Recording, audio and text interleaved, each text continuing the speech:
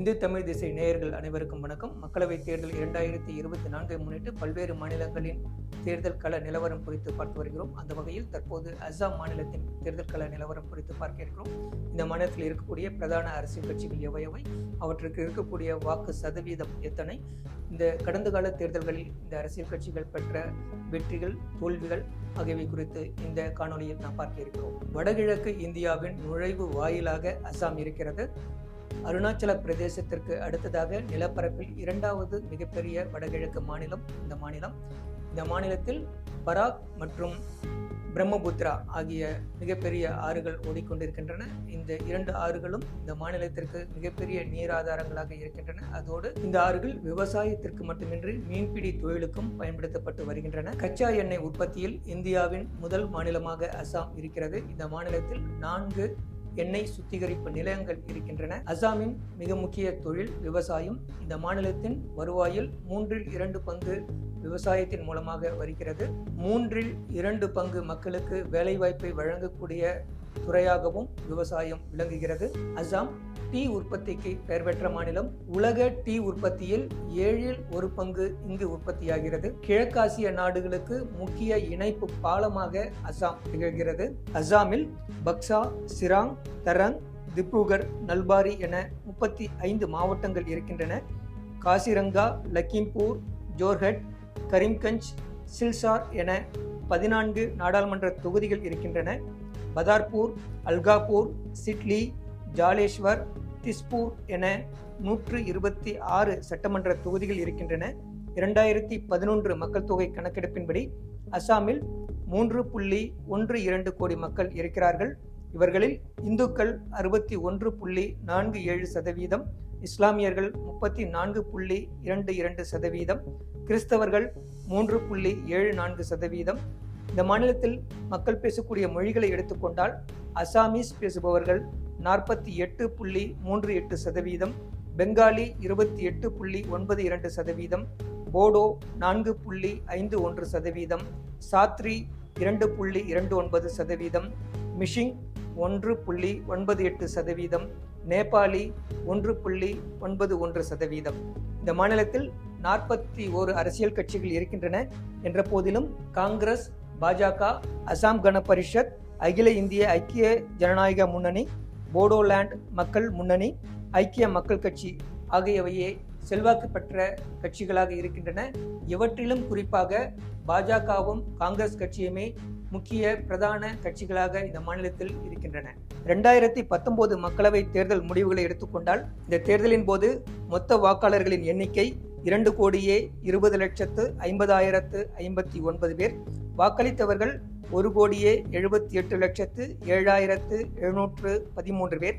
அதாவது மொத்த வாக்கு சதவீதம் 81.60%. இந்த தேர்தலில் பாஜக 36.41% வாக்குகளுடன் 9 தொகுதிகளில் வெற்றி பெற்றது. காங்கிரஸ் கட்சி 35.79% வாக்குகளுடன் 3 தொகுதிகளில் வெற்றி பெற்றது. அகில இந்திய ஐக்கிய ஜனநாயக முன்னணி 7.87% வாக்குகளுடன் 1 தொகுதியில் வெற்றி பெற்றது. சுயேட்சை ஒருவர் 4.3% வாக்குகளுடன் 1 தொகுதியில் வெற்றி பெற்றார். அசாம் கண பரிஷத் 8.31% வாக்குகளையும், போடோலேண்ட் மக்கள் முன்னணி 2.50%, ஐக்கிய மக்கள் கட்சி 2.33% வாக்குகளை பெற்றன. அதே நேரத்தில் 1 தொகுதிகளிலும் இக்கட்சிகள் வெற்றி பெறவில்லை. 2014 மக்களவை தேர்தலை எடுத்துக்கொண்டால் இந்த தேர்தலின் போது மொத்த வாக்காளர்கள் 1,88,37,713 பேர். வாக்களித்தவர்கள் 1,49,38,826 பேர். வாக்கு சதவீதம் 80.12. பாஜக இந்த தேர்தலில் 36.86% வாக்குகளை பெற்று 7 தொகுதிகளில் வெற்றி பெற்றது.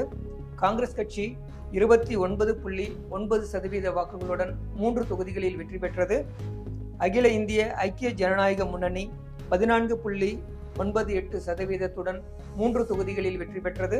சுயேட்சை ஒருவர் 9.62% வாக்குகளுடன் 1 தொகுதியில் வெற்றி பெற்றார். அசாம் கண பரிஷத் 3.87% வாக்குகளை பெற்றது. போடோலேண்ட் மக்கள் முன்னணி 2.21% வாக்குகளை பெற்றன. எனினும் இவ்விரு கட்சிகளும் ஒரு தொகுதியிலும் வெற்றி பெறவில்லை. 2009 மக்களவைத் தேர்தலை எடுத்துக்கொண்டால் இந்த தேர்தலின் போது வாக்காளர்களின் எண்ணிக்கை 1,74,70,329 பேர். வாக்களித்தவர்கள் 1,21,41,41,171 பேர். இந்த தேர்தலில் காங்கிரஸ் கட்சி 34.89% வாக்குகளுடன் 7 தொகுதிகளில் வெற்றி பெற்றது. பாஜக 16.21% வாக்குகளுடன் 4 தொகுதிகளில் வெற்றி பெற்றது. அகில இந்திய ஐக்கிய ஜனநாயக முன்னணி 16.10% வாக்குகளுடன் ஒரு தொகுதியில் வெற்றி பெற்றது. அசாம் கண பரிஷத் 14.6% வாக்குகளுடன் ஒரு தொகுதியில் வெற்றி பெற்றது. போடோலேண்ட் மக்கள் முன்னணி 5.41% வாக்குகளுடன் ஒரு தொகுதியில் வெற்றி பெற்றது. 2004 மக்களவைத் தேர்தல் முடிவுகளை எடுத்துக்கொண்டால் இந்த தேர்தலின் போது மொத்த வாக்காளர்களின் எண்ணிக்கை 1,50,14,874 பேர். வாக்களித்தவர்கள் 1,37,354 பேர். வாக்கு சதவீதம் 69.11. இந்த தேர்தலில் காங்கிரஸ் கட்சி 35.07% வாக்குகளுடன் 9 தொகுதிகளில் வெற்றி பெற்றது. பாஜக 22.94% வாக்குகளுடன் 2 தொகுதிகளில் வெற்றி பெற்றது. அசாம் கண பரிஷத் 19.95% வாக்குகளுடன் 2 தொகுதிகளில் வெற்றி பெற்றது. சுயேட்சை ஒருவர் ஒரு தொகுதியில் வெற்றி பெற்றார். கடந்த 4 மக்களவைத் தேர்தல்களை பொறுத்தவரை 2இல் பாஜகவும் 2இல் காங்கிரசும் அதிக இடங்களை பெற்றிருக்கின்றன. அதோடு மாநில கட்சிகளை விட தேசிய கட்சிகளே அதிக செல்வாக்குடன் இருப்பதை புள்ளி விவரங்கள் தெரிவிக்கின்றன. அடுத்ததாக அசாமில் கடந்த காலங்களில் நடைபெற்ற 4 சட்டமன்ற தேர்தல் முடிவுகள் குறித்து தற்போது பார்ப்போம். 2021 சட்டப்பேரவை தேர்தலை எடுத்துக்கொண்டால் இந்த தேர்தலின் போது மொத்த வாக்காளர்கள் 2,34,36,864 பேர். வாக்களித்தவர்கள் 1,91,71,536 பேர். வாக்கு சதவீதம் 81.80%. இந்த தேர்தலின் போது பாஜக, அசாம் கண பரிஷத், ஐக்கிய மக்கள் கட்சி ஆகியவை கூட்டணி அமைத்து தேர்தலை எதிர்கொண்டன. அதேபோல் காங்கிரஸ் கட்சி, அகில இந்திய ஐக்கிய ஜனநாயக முன்னணி, போடோலேண்ட் மக்கள் முன்னணி, சிபிஐ, சிபிஎம் ஆகிய கட்சிகளுடன் இணைந்து தேர்தலை எதிர்கொண்டது. இந்த தேர்தலில் மொத்தமுள்ள 126 தொகுதிகளில் பாஜக 60 தொகுதிகளில் வெற்றி பெற்றது. அதன் கூட்டணி கட்சியான அசாம் கண பரிஷத் 9 தொகுதிகளிலும் மற்றொரு கூட்டணி கட்சியான ஐக்கிய மக்கள் கட்சி 6 தொகுதிகளிலும் வெற்றி பெற்றன. மறுபுறம் காங்கிரஸ் கட்சி 29 தொகுதிகளில் வெற்றி பெற்றது. அதன் கூட்டணி கட்சியான அகில இந்திய ஐக்கிய ஜனநாயக முன்னணி 16 இடங்களிலும் மற்றொரு கூட்டணி கட்சியான போடோலேண்ட் மக்கள் முன்னணி 4 இடங்களிலும் மற்றொரு கூட்டணி கட்சியான சிபிஎம் ஒரு தொகுதியிலும் வெற்றி பெற்றன. 2016 சட்டப்பேரவை தேர்தல் முடிவுகளை எடுத்துக்கொண்டால் இந்த தேர்தலின் போது மொத்த வாக்காளர்கள் 1,90,90,755 பேர். வாக்களித்தவர்கள் 1,68,91,142 பேர். வாக்கு சதவீதம் 84.49%. இந்த தேர்தலின் போது பாஜக, அசாம் கண பரிஷத் மற்றும் போடோலேண்ட் மக்கள் முன்னணி ஆகியவற்றோடு கூட்டணி அமைத்தது. அதோடு ரபா ஜாதிய ஐக்கிய மஞ்ச், திவா ஜாதிய ஐக்கிய மஞ்ச் ஆகிய கட்சிகளும் பாஜக கூட்டணியில் இடம்பெற்றன. மறுபுறம் காங்கிரஸ் கட்சி ஐக்கிய மக்கள் கட்சியுடன் கூட்டணி அமைத்து தேர்தலை எதிர்கொண்டது. இந்த தேர்தலில் பாஜக 29.51% வாக்குகளுடன் 60 தொகுதிகளில் வெற்றி பெற்றது. அசாம் கண பரிஷத் 14 தொகுதிகளில் வெற்றி பெற்றது. போடோலேண்ட் மக்கள் முன்னணி 12 தொகுதிகளில் வெற்றி பெற்றது. இந்த தேர்தல் முடிவை அடுத்து முதல்வராக பாஜகவை சேர்ந்த சர்பானந்த சோனாவால் பதவியேற்றார். இந்த தேர்தலில் காங்கிரஸ் கட்சி 30.96% வாக்குகளுடன் 26 இடங்களில் வெற்றி பெற்றது. அதன் கூட்டணி கட்சியான ஐக்கிய மக்கள் கட்சி ஒரு இடங்களிலும் வெற்றி பெறவில்லை. பாஜக மற்றும் காங்கிரஸ் கூட்டணியில் இடம்பெறாத அகில இந்திய ஐக்கிய ஜனநாயக முன்னணி 13 இடங்களில் வெற்றி பெற்றது. 2011 சட்டப்பேரவை தேர்தலை எடுத்துக்கொண்டால் இந்த தேர்தலின் போது மொத்த வாக்காளர்கள் 1,81,88,269 பேர். வாக்களித்தவர்கள் 1,38,09,440 பேர். வாக்கு சதவீதம் 75.92%. இந்த தேர்தலில் காங்கிரஸ் கட்சி 39.39% வாக்குகளுடன் 78 தொகுதிகளில் வெற்றி பெற்று ஆட்சி அமைத்தது. முதல்வராக தருண் கோகாய் பதவியேற்றார்.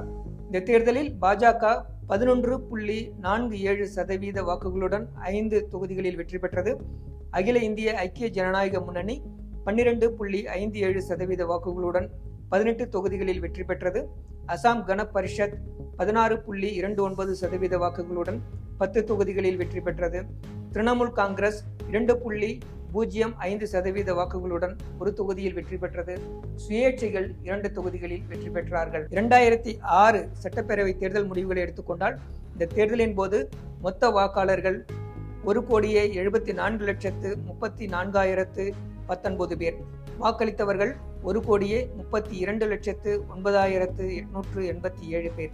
வாக்குப்பதிவு சதவீதம் 75.77. காங்கிரஸ் கட்சி இந்த தேர்தலில் 32.70% வாக்குகளுடன் 53 தொகுதிகளில் வெற்றி பெற்று ஆட்சி அமைத்தது. முதல்வராக தருண் கோகாய் பதவியேற்றார்.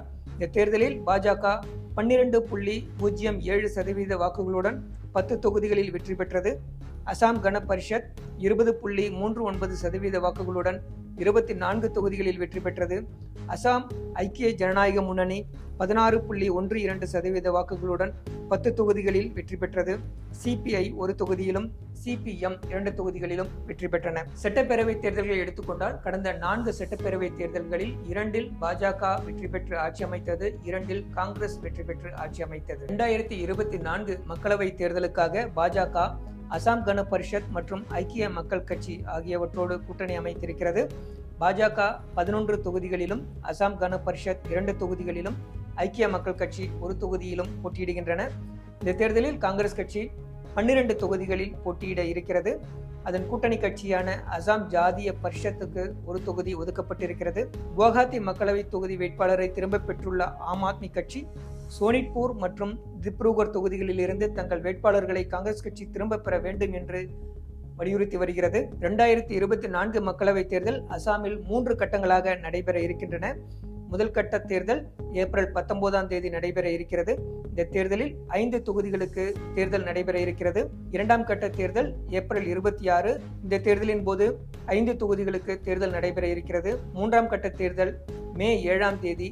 இந்த தேர்தலில் 4 தொகுதிகளுக்கு தேர்தல் நடைபெற இருக்கிறது. குடியுரிமை திருத்தச் சட்டம் தற்போது அமலுக்கு வந்திருப்பதால் இது அசாமில் மிகப்பெரிய தாக்கத்தை ஏற்படுத்தும் என்று பரவலாக பேசப்படுகிறது. அதே நேரத்தில் இது பாஜகவுக்கு சாதகமாக இருக்கும் என்று அம்மாநிலத்தின் முன்னாள் முதல்வரும் மத்திய அமைச்சருமான சர்பானந்த சோனாவால் தெரிவித்திருக்கிறார். குடியுரிமை திருத்தச் சட்டத்தை முன்வைத்து அடிப்படையற்ற அச்சத்தை மக்களிடையே ஏற்படுத்த எதிர்க்கட்சிகள் முயல்வதாகவும், எனினும் அறிவார்ந்த அசாம் மக்கள் அதனை ஒருபோதும் நம்ப மாட்டார்கள் என்றும் சர்பானந்த சோனாவால் தெரிவித்திருக்கிறார். பிரதமர் மோடியின் ஆட்சியில் அசாம் மக்கள் முழுமையாக பாதுகாக்கப்பட்டிருக்கிறார்கள் என்றும், பழங்குடி மக்களுக்கு, குறிப்பாக நிலம் இல்லாத பழங்குடி மக்களுக்கு பட்டா நிலம் வழங்கப்பட்டிருப்பதாகவும், இந்த தேர்தலில் மொத்தமுள்ள 14 நாடாளுமன்ற தொகுதிகளில் 12 தொகுதிகளில் பாஜக தலைமையிலான கூட்டணி வெற்றி பெறும் என்றும் சர்பானந்த சோனாவால் தெரிவித்திருக்கிறார். நாடாளுமன்ற தேர்தல் நெருங்கி வரும் நிலையில் காங்கிரஸ் கட்சியைச் சேர்ந்த முன்னாள் மாநில தலைவர் ராணா கோஸ்வாமி பாஜகவில் இணைந்திருக்கிறார்.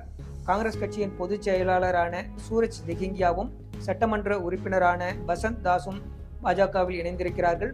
இந்த நாடாளுமன்ற தேர்தலில் 14இல் 12 தொகுதிகளில் பாஜக வெற்றி பெறும் என்று அசாம் முதல்வர் ஹிமந்த பிஸ்வா சர்மாவும் தெரிவித்திருக்கிறார். காங்கிரஸ் கட்சியைச் சேர்ந்த வேட்பாளர்களில் ஒருவரை தவிர மற்ற அனைவரும் பாஜக பக்கம் வருவார்கள் என்றும், அவர்களோடு தான் தொடர்பில் இருப்பதாகவும், அவர்களை பாஜகவில் இணைய தான் அழைத்திருப்பதாகவும் ஹிமந்த பிஸ்வா சர்மா தெரிவித்திருக்கிறார்.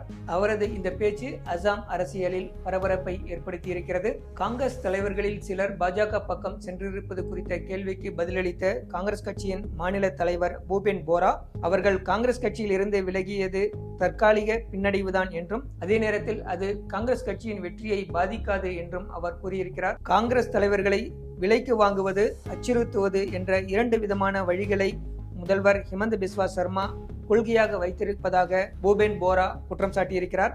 முதல்வர் ஹிமந்த பிஸ்வா சர்மா தன்னையும் மறைமுகமாக அச்சுறுத்தி வருவதாக பூபேன் போரா கூறியிருக்கிறார். அதோடு தேர்தலுக்கு முன்பாக குடியுரிமை திருத்தச் சட்டத்தை பாஜக கொண்டு வந்திருப்பது இந்தியா கூட்டணிக்கு சாதகமாக இருக்கும் என்றும், அது தங்கள் கட்சிக்கு வெற்றியை ஈட்டித்தரும் என்றும் பூபேன் போரா தெரிவித்திருக்கிறார். அசாம் மாநிலத்தை பொறுத்தவரை தற்போதைய கள நிலவரமும் கருத்து கணிப்புகளும் பாஜகவுக்கு சாதகமாக இருக்கின்றன. அதே நேரத்தில் காங்கிரஸ் கட்சி கனமான வாக்கு சதவீதத்தை கொண்டிருக்கிறது. காங்கிரஸ் கட்சியின் இந்த வாக்கு சதவீதம் அதற்கு வெற்றியை ஈட்டி தருமா என்பதை பொறுத்திருந்து பார்ப்போம். நன்றி, வணக்கம்.